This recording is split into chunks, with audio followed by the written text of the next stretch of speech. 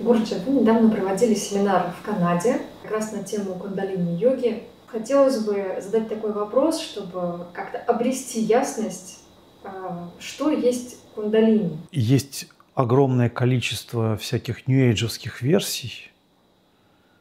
Это как бы одна проблема. А вторая, уже более серьезная, это версии, которые связаны действительно с разными традициями, с практиками, представлениями, которые в этих традициях. То, как они это определяют, как они это видят. В тибетском буддизме это, например, тумо. В неварском, например, тантризме это вот Кубджика богиня, да, вот до сих пор этот культ, он остался, почитание ее. Вот, достаточно закрыто. И очень много этого всего конечно же, в шактизме, в йоге, в тантризме в целом.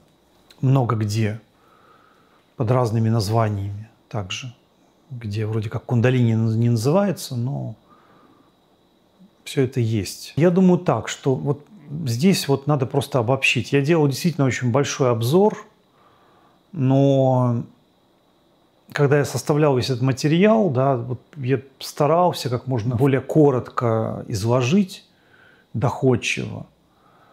Но я понял, что даже вот такая вот минимальная версия, она сложна для восприятия многих людей. Вот. И, конечно, они получили, я считаю, что они получили опыт уникальный, по-разному. Фактически все, кто пришли, там только вот одна женщина была из бикрам-йоги, да, вот. Хотя вроде да-да-да, я слышала, я знаю, но это все, знаете, это все преувеличение себя, да, своего опыта. У остальных все было замечательно. Немало было людей, и каждый что-то вот раскрыл, да, через ту практику, которую я давал. Это была дыхательная практика, мудры, бандхи. И так рассказал в общем целом. И что такое кундалини? Вот если сказать кратко и по существу. Кундалини – это наше естественное состояние. И те совершенства, которые ему свойственны. Вот что такое кундалини. Соответственно, есть разные описания этого всего. Есть там верхняя кундалини, нижняя и так далее. Да? Вот мы найдем это все в тантрах, но неважно, то есть кундалини, она одна на самом деле. То есть кундала означает круг. Что это такое? Что собой символизирует круг? Он, во-первых, символизирует охват, полноту, да, равномерно всего. То есть равномерно – это значит полнота опыта и отречение. Потому что если мы застреваем в чем-то, то мы теряем из восприятия общую картину. Во что-то западаем, а что-то выпадает из видения. И у нас становится как бы покореженное восприятие реальности. Вот так можно сказать, да? Такое сковерканное, да? Как помятая фольга, да? А вот пробуждение кундалини – это вот распрямление. Так оно и говорится в текстах. То есть это наше прямое состояние пробужденное. Вот что такое кундалини. То есть это некая энергия внутри нас, которая является сущностью всей нашей психофизики. Если мы говорим про себя как такой микрокосмос, да? Но есть кундалини абсолютная. То есть это вот абсолютная гармония, да, в окружающем мире. И задача состоит в том, чтобы в себе открыть эту гармонию. Причем, по своему опыту я так скажу, что это скорее даже не какие-то внешние усилия, а это усилие, которое идет изнутри. Вот ты даешь возможности своему естеству раскрыться, ты его не подавляешь. То есть это какая-то глубинная воля, это высвобождение в себе чего-то фундаментального, чего-то сущностного, вот основного. И на фоне этого все остальное, оно отпадает. То есть любые мельтешения, ну, не то, что мы их не видим там, да, но могут пропасть ощущения в теле, например, да, восприятие себя как того, кто ограничен. Мы понимаем, что мое тело и тела вот окружающего деревьев, да, там вот что там, каких-то холмов, да, там вот всего, что нас окружает, включая людей, живые, неживые объекты, что есть некая единая реальность, которая ровная, да, вот как гармоничная. Мы сгармонизированы внутри, благодаря этому мы способны видеть. То есть видение, в принципе, это самое главное. То есть мы даем возможность себе раскрыться. И когда мы воспринимаем вот эту космическую силу, да, мы даем возможность ей устроить нашу жизнь так, чтобы она была идеальной. Это не просто от наших мозгов каких-то, да, мозги могут нас обманывать, а это вот очень такое сильное, такое тотальное состояние пробуждения. Вот что происходит при кундалини-йоге. Конечно, это сопровождается какими-то еще возможностями коммуникации с какими-то аспектами вот этой единой шакти, да, которые могут создавать какие-то явления.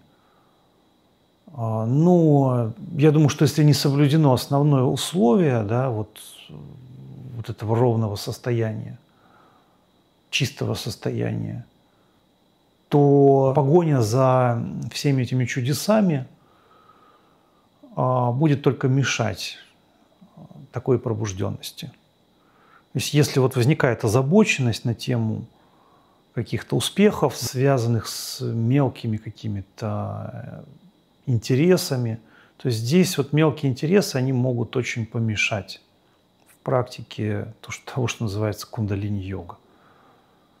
Поэтому кундалини – это мотив. Есть наши действия, вот нашего тела, да, там какие-то инстинкты, какие-то функции в теле, ахамкара наша, да, которые нами как бы видятся как наша личность, да. То есть у нас есть мотив такой вот нашей внешней личности, а есть еще вот эта сущность, да, которая является кундалини. И вот у нее свой мотив. И вот когда она пробуждается, вот это вот все, да, оно замирает. И ты понимаешь, что вот она пробуждается, и ты видишь ее везде. Просто одновременно, да. И тут надо быть вот очень аккуратными. Просто, знаете, как вот диких зверей вы боитесь там спугнуть, да? Вот так и с шакти тоже надо себя вести.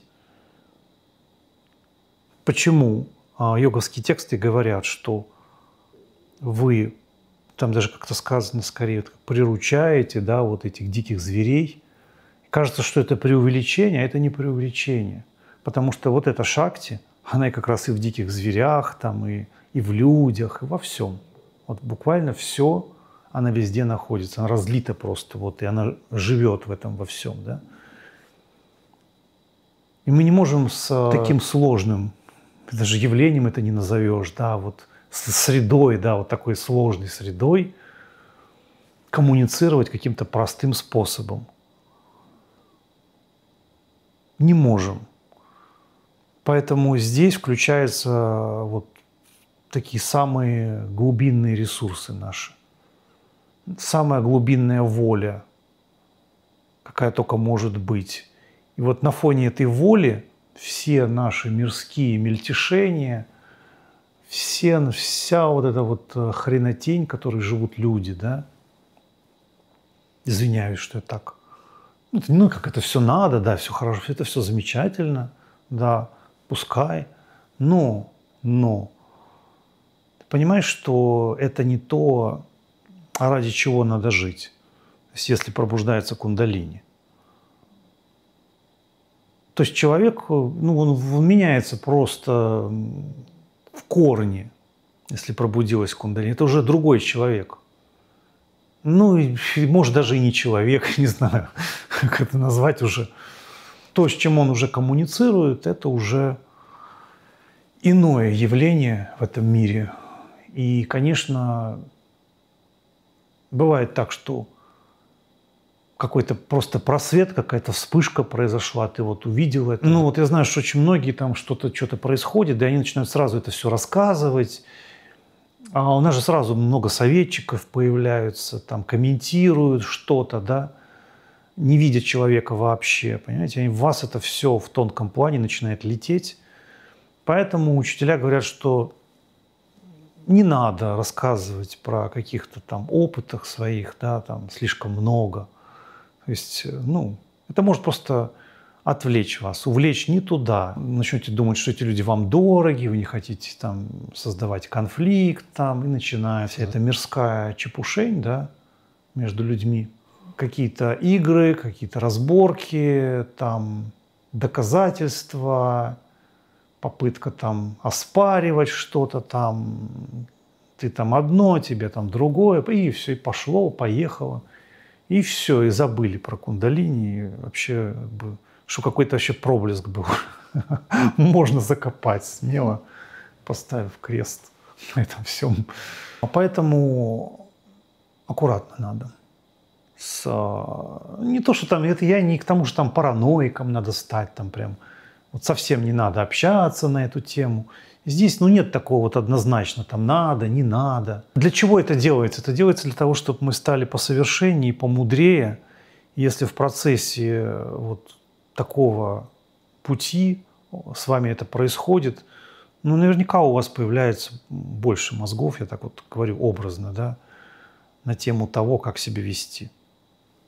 Ну, то есть вы сами должны чувствовать, что там необходимо, а что нет. В каких конкретно случаях. Можно ли вообще самостоятельно заниматься пробуждением кундалини без гуру, без традиции? Йога-тичинг, пробудим кундалини за 2 дня. На самом деле, ну, никто ничего не знает. Там 2 дня, 1 секунда или там много жизней. Понимаете, мы не можем шакти диктовать какие-то там условия. И сейчас тебя за 2 дня там это самое. Ну, то есть, ну, можно просто отгрести вдруг так, как бы. И вроде как ничего таких непонятной причины, да, почему все что-то не идет, как-то не туда пошло, что-то происходит странное, да. Ну, я так скажу, что надо понять, что это мы сами. Это мы сами. Ну, что такое шакти, да, что такое, вот весь проявленный мир – это шакти. Ну, а мы же многие думаем, что мы тело, правильно, что мы – это наши мысли, это наш ум. Мы не можем это выкинуть, мы не можем сказать, что это совсем как бы не мы, но и в то же время есть нечто, что позволяет отчасти так думать. Чем глубже мы идем, тем солидней основание так мысли, ну, как бы считать, да, вот, что вот так. Что это больше, чем... Но наше тело – это же то же самое, что есть и у животных. То есть это живой организм, в нем есть какие-то инстинкты, это праны, связанные с этим. И они как-то высвобождаются, утончаются и переходят в сушумну. Я так понимаю. Сушумну. Да?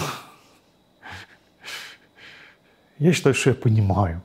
То есть, ну, все слышали, все читали, все много раз, да, и практиковали. Вот, наверное, это мы возвращаемся сейчас к тому же, да, вот гуру, да. Я уже говорил, что гуру – это практик, соответственно, это тот, у кого этот опыт, ну, не просто есть, да, но у кого это ну, хороший, мягко говоря, серьезный опыт вот такого плана, да. Это я так... Это вообще ни с чем не сопоставимо, наверное. Нет, это не наверное, это просто несопоставимо вообще. Гуру здесь в помощь. Отсюда вот эти все принципы, да, что если что-то не так, да, то мы вот берем за основу, что вот он как бы отдергивает, да, если куда-то не туда понесло. Но это должен быть действительно гуру, это должен быть действительно эксперт, это должен быть реализованный в йоге практик, в настоящей йоге, в глубокой. Это более чем адекватный человек и понимает вообще ценность этого всего, и, соответственно, эти ценности он может, на них может направить своего ученика. Если у него с ценностями там что-то не то, да, то как он может куда-то направить? Куда он его? Может только добавить заблуждений каких-то. Поэтому вопрос такой. Ну и опять же, вот когда это происходит, да, мы же понимаем прекрасно, да, что это высший опыт. Если этот опыт высший, то как он может быть неправильным? Если это мы сами. А задача там, учителя, традиции не привести куда-то, а раскрыть совершенство в человеке. Если этого нет, то пользы от традиции нет.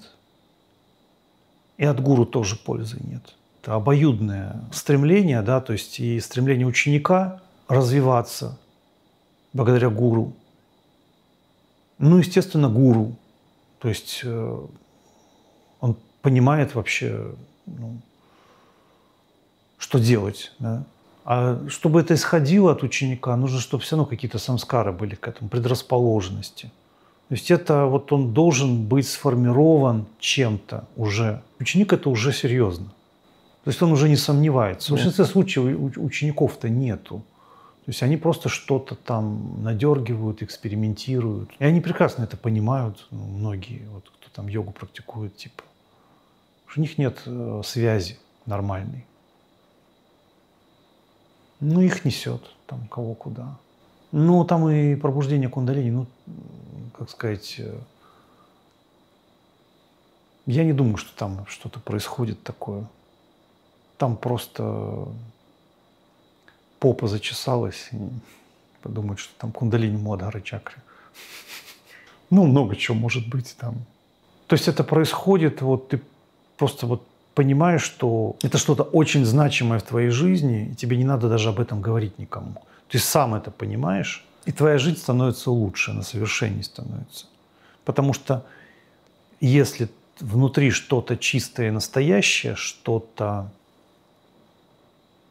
правильное, то ты понимаешь, что вот эта тонкая, глубокая реальность является каким-то совершенным знанием, которое и в тебе, и вовне тоже одновременно. Это как односекундно происходит. Вот происходит какое-то изменение внутреннее, да, и автоматически, буквально сразу, что-то и вовне происходит такое. В моем случае это произошло в 90-е годы, это было до Индии. И это меня заставило искать серьезно. Я даже не думал, я просто понял, что все, мне нужна серьезная поддержка. Ну, конечно, это заняло какое-то время. Ну, я думаю, что это в моем случае просто сработал эффект, то, что я много пытался делать, определенные техники, да. Аккуратно, конечно, потому что никто меня не мог учить. Ну, никто. Ну, вот все говорили, что не надо. Все. Ну, и опять же, я вот просто сейчас сопоставляю, но если все мне говорили, а я делал, ну, наверное, что-то двигало внутри. И что-то, если ты не согласен со всеми, да, но ты увидел в текстах что-то, значит, что-то мной двигало. Я вот так это могу сказать скромно. Наверное, это сработало. Это сработало. Мне, конечно, много там чего попадалось в Индии, да, много разных учителей, каких-то йогов, да, которые все как-то по-своему там чем-то ценны, да. То есть не один же я такой, да, там у всех там какие-то опыты. Бывало даже так, что встречались какие-то учителя там, которые где-то вычитали, просто цитируют там Вигьяна Байрова тантру, что-то рассказывают. А я смотрю, я не буду говорить имя, это известный человек, смотрю на него. Он-то зачитывает. И он на меня так смотрит, все нормально, говорит, да, конечно. Конечно, нормально. Он говорит, окей, окей. А я просто смотрю, он просто зачитывает, и все. То есть у него этого опыта нет. Хотя он, наверное, был в плане информативности по вот традиционным текстам более там, подкован там, в языках, да, там, в санскрите. Ну, дело не в этом. Санскрит, ну да, знают, многие там изучают. Могут даже изучать те, кто вообще во все это не верят. И даже и не планируют. И я думаю, что как-то вот так вот шло оно поступенчато. Ну, сейчас все стабильно, все хорошо, все правильно происходит. Ищите опытных практиков, общайтесь. Вот что я могу там советовать. Медитируйте. Потому что это не просто какие-то интеллектуальные вещи. Да. Я не хочу так говорить однозначно, но да, есть большая вероятность того, что то, что вы прочитали в книгах, если правда у вас произойдет пробуждение кундалини, что это будет как-то соответствовать. Скорее всего, это будет абсолютно по-другому. Потому что там будет такое чаматкара, да, там удивление такое, там будут откровения, это вдохновляет, и это хорошо, что это вдохновляет, да. Не спешите всем это рассказывать, дайте возможность этому застолбиться, скажем так, да. Это может быть очень неожиданно. Но появится тот источник, это может быть традиция, может быть учитель. Когда просто все станет на свои места, все станет кристально чисто, понятно, без каких-то излишних напряжений. Хорошо. Вот так. Спасибо, Гуруш.